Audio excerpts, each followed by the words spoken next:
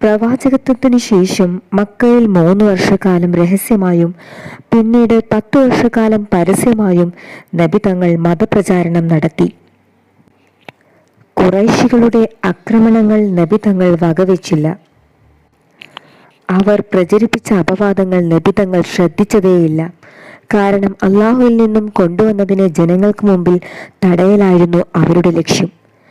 ഹജ്ജിന്റെ സമയം വന്നപ്പോൾ അള്ളാഹു തന്റെ ദീനിനെ പ്രകടമായി പരസ്യപ്പെടുത്താനും മുഹമ്മദ് നബിയെ ശക്തിപ്പെടുത്തുവാനും അദ്ദേഹത്തിന് നൽകിയ വാഗ്ദാനങ്ങൾ നിറവേറ്റുവാനും ഉദ്ദേശിച്ചു.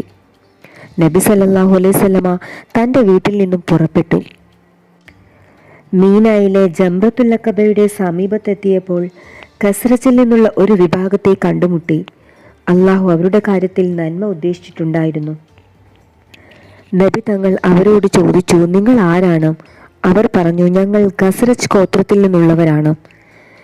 നബി സല്ലല്ലാഹു അലൈഹി വസല്ലമ ചോദിച്ചു, യഹൂദികളുള്ള പ്രദേശത്തു നിന്നാണോ? അവർ പറഞ്ഞു, അതെ. നബി തങ്ങൾ വീണ്ടും ചോദിച്ചു, നിങ്ങൾ അല്പസമയം ഇരിക്കുമോ? ഞാൻ നിങ്ങളോടൊന്ന് സംസാരിക്കട്ടെ. അവർ പറഞ്ഞു, തീർച്ചയായും. അങ്ങനെ നബി തങ്ങൾ അവരോടൊപ്പം ഇരുന്നു. അവരെ അള്ളാഹുവിലേക്ക് ക്ഷണിച്ചു. അവർക്ക് മുമ്പിൽ ഇസ്ലാമിനെ പരിചയപ്പെടുത്തി ഖുർആൻ വചനങ്ങൾ അവർക്ക് ഓതിക്കൊടുത്തു. ജൂതന്മാരായ ആളുകൾ ഇവരോടൊപ്പം ഇവരുടെ രാജ്യങ്ങളിൽ ഉണ്ടായിരുന്നു. ജൂതന്മാർ അറിവുള്ളവരും വേദഗ്രന്ഥത്തിന്റെ ആളുകളുമായിരുന്നു. ഇവരാകട്ടെ വിഗ്രഹാരാധകരും ഷിർക്കിന്റെ ആളുകളുമായിരുന്നു. ഇവരുടെ രാജ്യത്തോട് ജൂതന്മാർ യുദ്ധം ചെയ്യുമ്പോൾ അവർ ഇപ്രകാരം പറയാറുണ്ടായിരുന്നു, വളരെ വൈകാതെ തന്നെ ഒരു പ്രവാചകൻ നിയോഗിക്കപ്പെടാനുണ്ട്. ആ പ്രവാചകന്റെ കാലം അടുത്തിരിക്കുന്നു. ആ പ്രവാചകൻ വന്നാൽ ഞങ്ങൾ അദ്ദേഹത്തെ പിൻപറ്റും. ആ പ്രവാചകന്റെ കൂടെ ഞങ്ങൾ നിങ്ങളോട് യുദ്ധം ചെയ്യും. ആദുഗോത്രവും ഇറം ഗോത്രവും നശിപ്പിക്കപ്പെട്ടതുപോലെ നിങ്ങൾ നശിപ്പിക്കപ്പെടുകയും ചെയ്യും. മുഹമ്മദ് നബി അവരോട് സംസാരിക്കുകയും അവരെ അള്ളാഹുവിലേക്ക് ക്ഷണിക്കുകയും ചെയ്തപ്പോൾ അവർ പരസ്പരം പറഞ്ഞു, ജനങ്ങളെ, നിങ്ങൾക്കറിയാമല്ലോ, അള്ളാഹു ആണ് സത്യം. ജൂതന്മാർ വാഗ്ദാനം ചെയ്ത പ്രവാചകൻ തന്നെയാണിത്.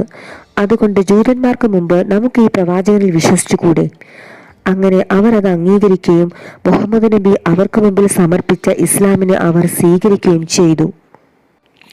ശേഷം അവർ നബി തങ്ങളോട് പറഞ്ഞു, ഞങ്ങളുടെ സമൂഹം പരസ്പരം യുദ്ധം ചെയ്യുന്നവരും പരസ്പരം ശത്രുതയിലുമാണ്. അള്ളാഹുവിന് നിങ്ങളെ കൊണ്ട് അവരെ ഒന്നിപ്പിക്കുവാനും സാധിക്കും. അതുകൊണ്ട് ഞങ്ങൾ അവരിലേക്ക് പോവുകയാണ്. എന്തൊരു കാര്യത്തിലാണ് നിങ്ങളിൽ നിന്ന് ഞങ്ങൾ വിശ്വസിച്ചത്, അതിലേക്ക് ഞങ്ങൾ അവരെയും ക്ഷണിക്കും.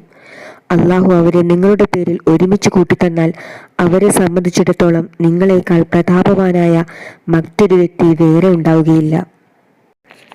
ഇത് പറഞ്ഞ ശേഷം അവർ തങ്ങളുടെ രാജ്യത്തേക്ക് മടങ്ങി. അള്ളാഹുവിലും അവന്റെ പ്രവാചകനിലും അവർ വിശ്വസിച്ചിരുന്നു.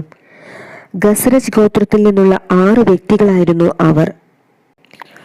അസ്അദ് ഇബ്നു സുറാറ, ഔഫ് ഇബ്നുൽ ഹാരിസ്, റാഫി ഇബ്നു മാലിക്, കുത്ബത്ത് ഇബ്നു ആമിർ, ഉഖ്വത്ത് ഇബ്നു ആമിർ, ജാബിർ ഇബ്നു അബ്ദുല്ലാഹ് ഇബ്നു റിആബ് തുടങ്ങിയവരായിരുന്നു അവർ.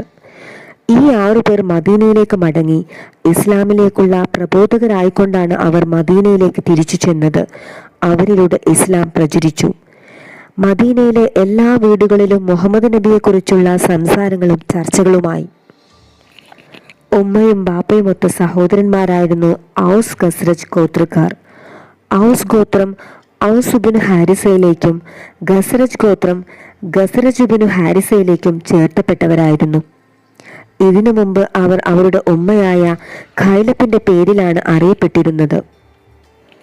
പിൽക്കാലത്ത് നബി സല്ലല്ലാഹു അലൈഹി വസല്ലമ അവർക്ക് അൻസാറുകൾ എന്ന് പേരിടുകയും ചെയ്തു. ജൂതന്മാർ അവരുടെ ശക്തിയെ ഛിന്ന ഭിന്നമാക്കിയിരുന്നു. അവരുടെ ഐക്യത്തെ തകർത്തിരുന്നു. അവർക്കിടയിൽ ശത്രുതയും യുദ്ധങ്ങളും ഉണ്ടാക്കിയിരുന്നു. 125ഓളം വർഷം വരെ നീണ്ടുനിന്ന യുദ്ധം അവർക്കിടയിൽ ഉണ്ടായിട്ടുണ്ട്.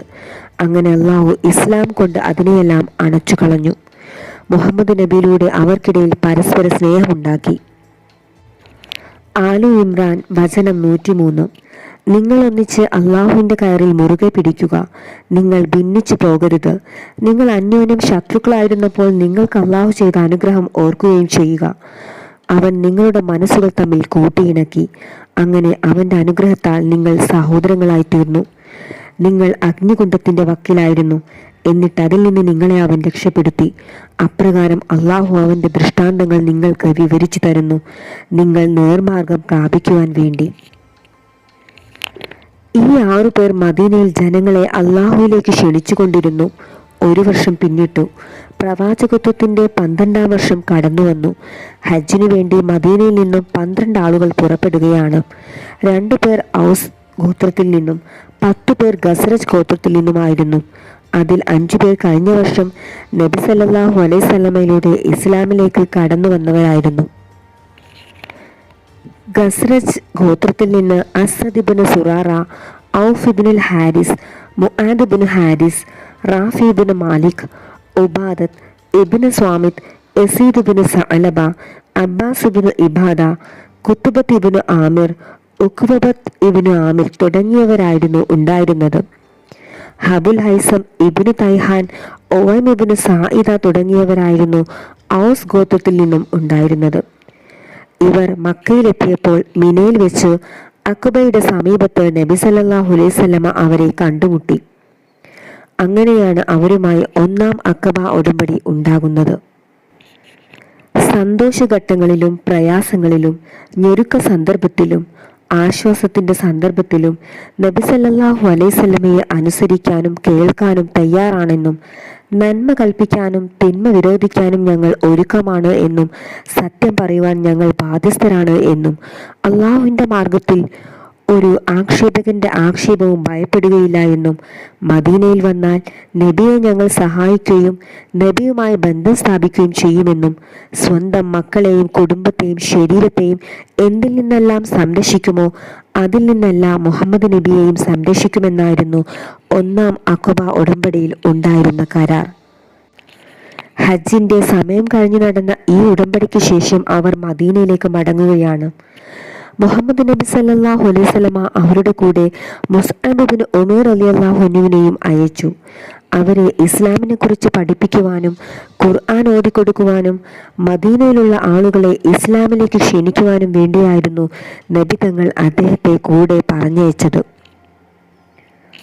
ബർറാ ഇബ്നു ആസിബ് റളിയല്ലാഹു അൻഹു പറയുകയാണ്, നബി സല്ലല്ലാഹു അലൈഹി വസല്ലമയുടെ അനുചരന്മാരിൽ നിന്ന് മദീനയിലേക്ക് ആദ്യമായി ഞങ്ങളിലേക്ക് വന്നത് മുസ്അബ് ഇബ്നു ഉമൈർ, ഇബ്നു ഉമ്മി മക്തൂം എന്നിവരാണ്. അവർ ഞങ്ങൾക്ക് ഖുർആൻ ഓതി തന്നു. ശേഷം അമ്മാറും ബിലാലും സഅദും വന്നു. അതിനുശേഷം 20 ആളുകളോടൊപ്പം ഉമർ ഇബ്നുൽ ഖത്താബും വന്നു. അതിനുശേഷമാണ് മുഹമ്മദ് നബി സല്ലല്ലാഹു അലൈഹി വസല്ലമ വരുന്നത്.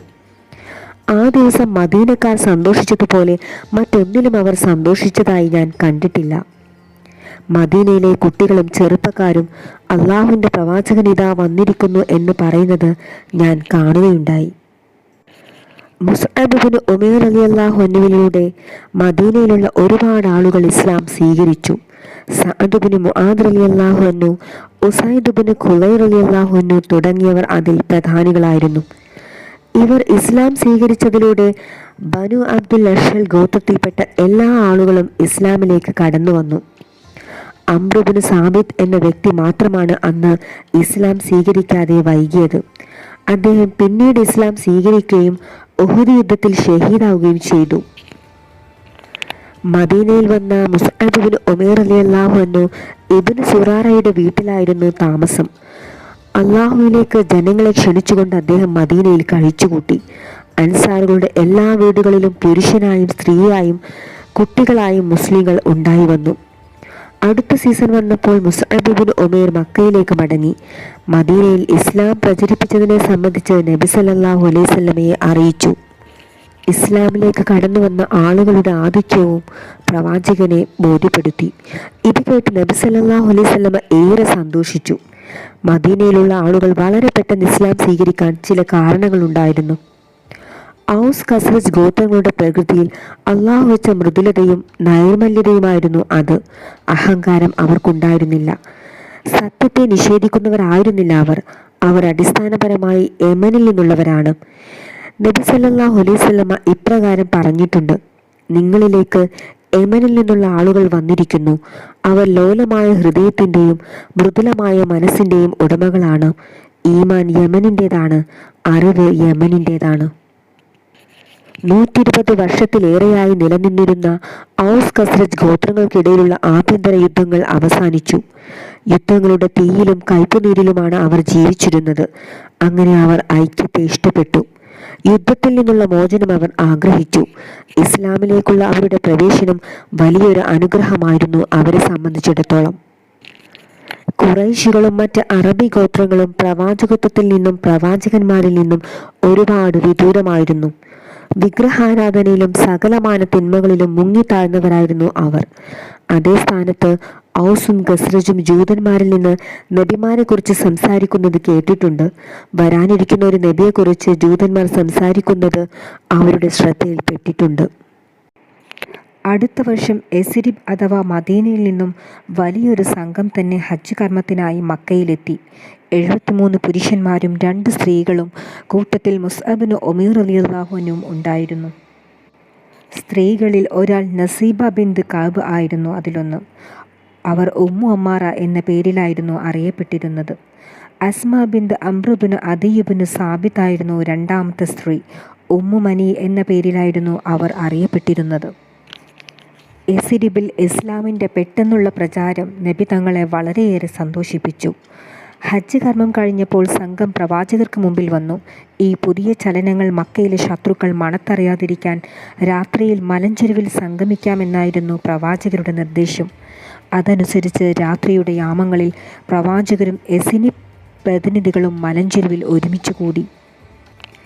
അതിനിടെ ആഗതർ യസ്രിബിൽ ഇസ്ലാമിനെ ശക്തിപ്പെടുത്താനുള്ള വഴികൾ ആരായുകയും ഞങ്ങൾ ഇസ്ലാമിൽ ഉറച്ചു നിൽക്കുമെന്ന് പ്രഖ്യാപിച്ച് പ്രവാചകരുമായി രണ്ടാമതൊരു ഉടമ്പടി നടത്തുകയും ചെയ്തു.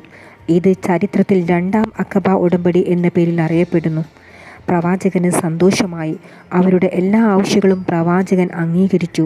ശേഷം ഔസിൽ നിന്നും ഖസ്റജിൽ നിന്നുമായി 12 നേതാക്കന്മാരെ തിരഞ്ഞെടുക്കുകയും കാര്യങ്ങളെല്ലാം വേണ്ട പോലെ മുന്നോട്ട് കൊണ്ടുപോവാനായി അവരെ ചുമതലപ്പെടുത്തുകയും ചെയ്തു. യസ്രിബിൽ നിന്നും പ്രതിനിധികൾ വന്ന് പ്രവാചകരുമായി ചർച്ച നടത്തിയതും അനന്തരം അവിടെ ഇസ്ലാം തഴച്ചു വളരാൻ തുടങ്ങിയതും ഖുറൈശികൾ മണത്തറിഞ്ഞു. മുസ്ലിങ്ങളുടെ ഈ മുന്നേറ്റം അവർക്ക് സഹിക്കാനായില്ല. വീണ്ടും മർദ്ദനത്തിൻ്റെ വഴി പിന്തുടരാൻ ഇതവരെ പ്രേരിപ്പിച്ചു. നാടിൻ്റെ നാനാഭാഗത്തും വിശ്വാസികൾ ശക്തമായി മർദ്ദിക്കപ്പെടാൻ തുടങ്ങി.